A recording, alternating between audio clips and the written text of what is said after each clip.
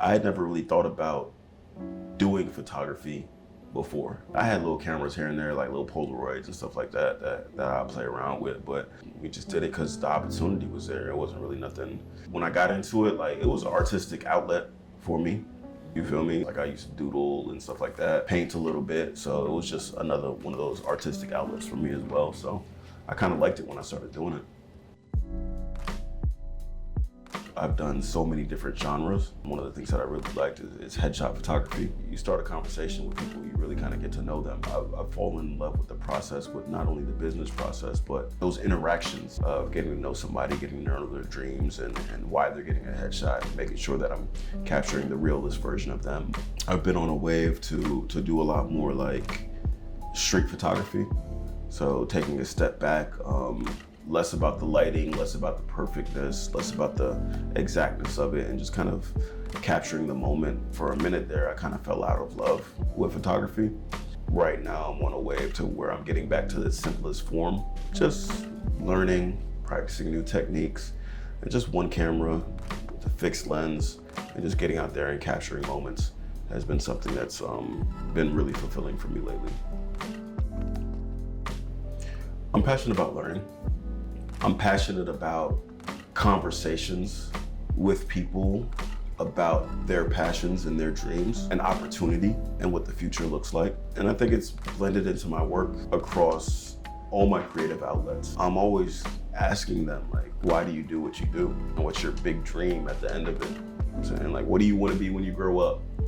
I think my big goal is to make an impact on storytelling in a community that traditionally doesn't get to tell their own stories, and not only combine it in an effort to entertain, but also to educate, also empower business owners to spread a message, and really just kind of create engaging conversations within a community to where there's upliftment, to where we can really help each other grow. Yeah, that'd be good. I guess that is something that I could do a lot better of, taking the time to really kind of appreciate what I'm doing and how far I've come. But I think that the vision is so clear on where I want to be, and I understand what it's going to take to get there, that sometimes you lose sight of the vision. I do got to remind myself to celebrate these different wins and to really kind of tell the story of what I am doing, because not only do other people see it, but it reminds me that, you know what, Kev, like, you might not be where your dream is, but you're a lot farther than when you got started.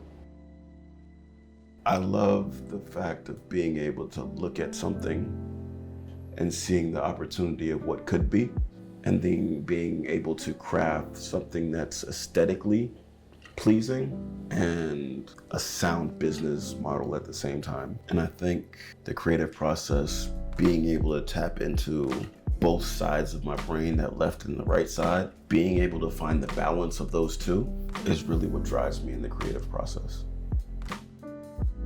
One of the main reasons why I opened up the studio was to build a sense of community, and not only community, but a community that collaborates on different projects. Yeah, I think there's this underlying like ideology of, oh, I'm self-made, or I got it out the mud, or I did it on my own without any help. And it's all cap. You either looked at somebody and saw what they did and like emulated them. You've had people that have supported you, clients. You've had people along the way that helped you, whether it's paint the walls or told you what equipment to get or showed you a different technique.